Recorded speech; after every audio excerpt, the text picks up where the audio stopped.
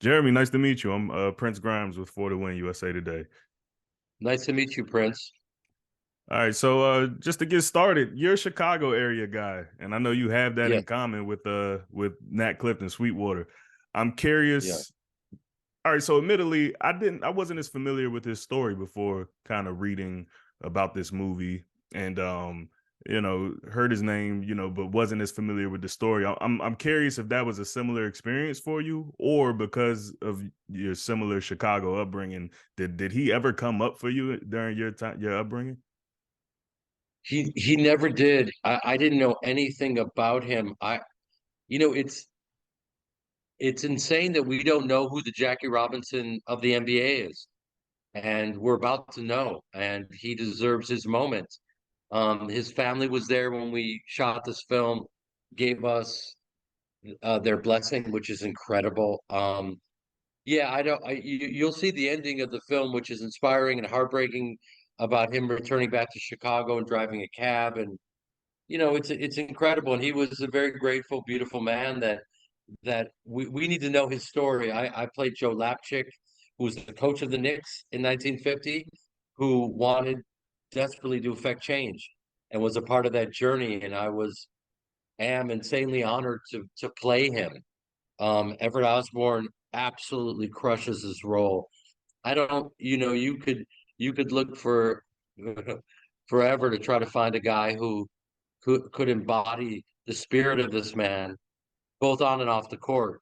And I'm not just saying that for an actor to be truthful and present in every moment and then go on the court and perform everything.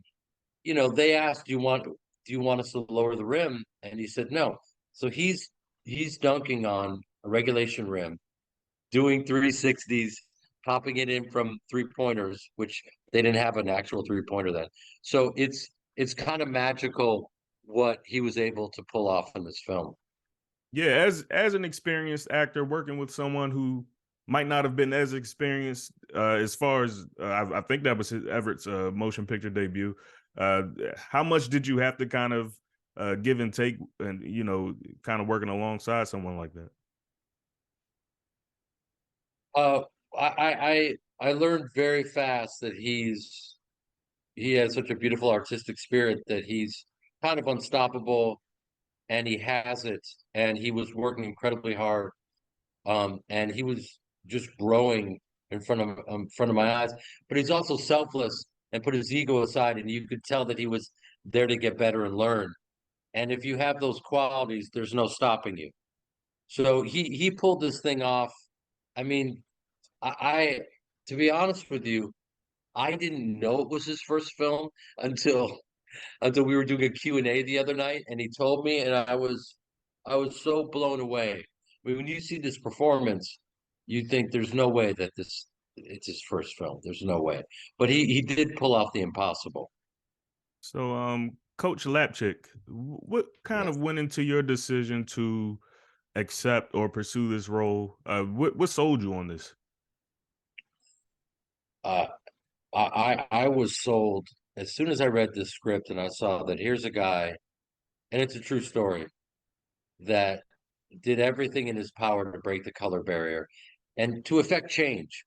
He first and foremost saw a guy that deserved to be in the league and wanted to do anything to help him get in the league.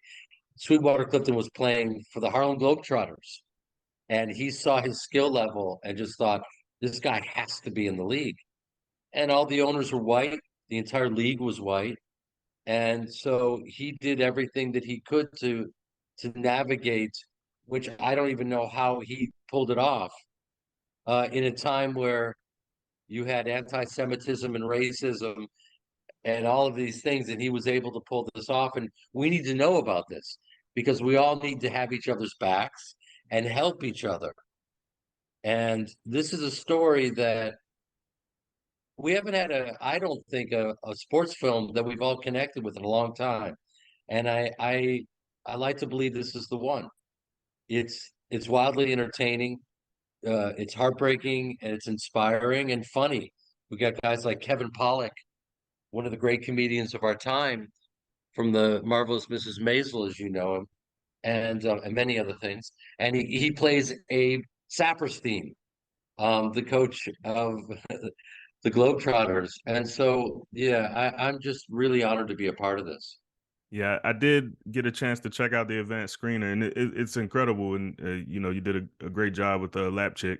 Was Thank the you. what was the process like of getting preparing to play this man? And I'm sure wanting to get it right. You know, uh, growing up in an integrated community where I was the only white boy on my football team, I learned about racism in a very interesting way because I I know there's something natural about racism, and I learned about it in a way that was so confusing to me because I didn't know what it was. And so I had to be taught, like, you're going to hear these. I was playing football and you're going to hear these guys saying the N word. And I'm going, what? Wait, what's. I didn't understand what was happening. So I understand intrinsically. I was lucky enough to grow up in this integrated community in Evanston. And so I know, from living it, that we're all in this together on a cellular level.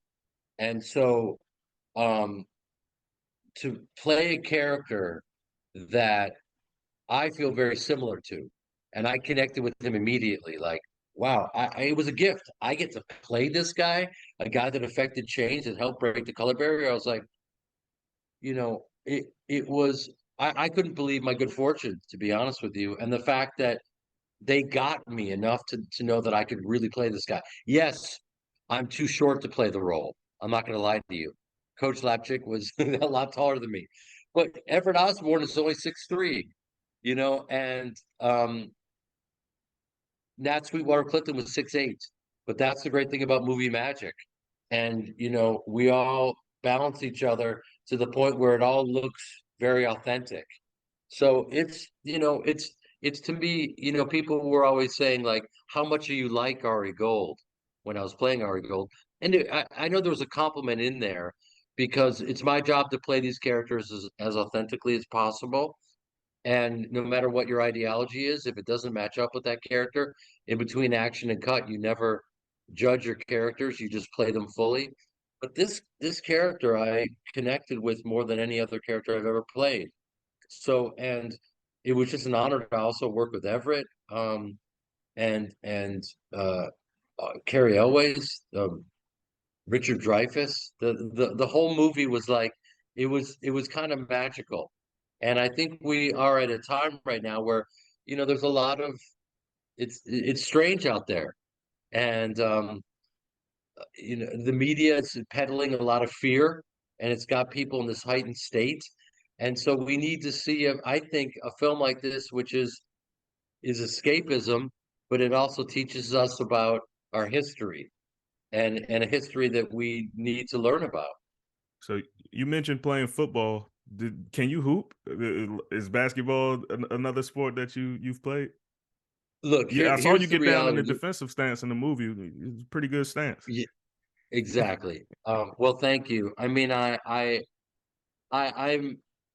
speaking of New York. I'm friends with guys like Julius Randle and even the great Jay Williams, who now is a commentator who played with the Bulls for a cup of coffee until he got injured.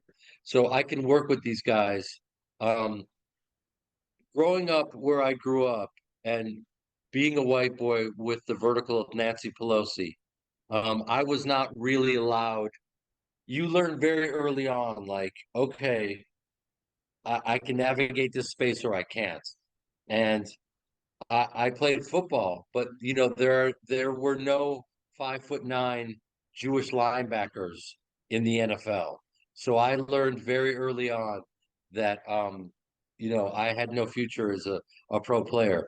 I did get to play one-on-one with Everett, and that was an honor. And just to kind of feel his explosiveness, because I don't know if you know this, but he's was playing overseas professionally, and Yeah. his game is pretty elite. All right, we have to wrap up here, Jeremy. I appreciate your time. Can you give me a quick over under on the Cubs season? You're a Cubs fan, right? 77 and a half wins. um, you know, Being a true Cubs fan, I will say that I think this is our year. I think that Grandpa Rossi will lead them back into the pennant race. We got some great pieces in the puzzle. It breaks my heart to see a lot of these guys leave the Cubs over the past few years, and to have that World Series team dismantled a bit. But I think they got the right pieces in play. How did I sound?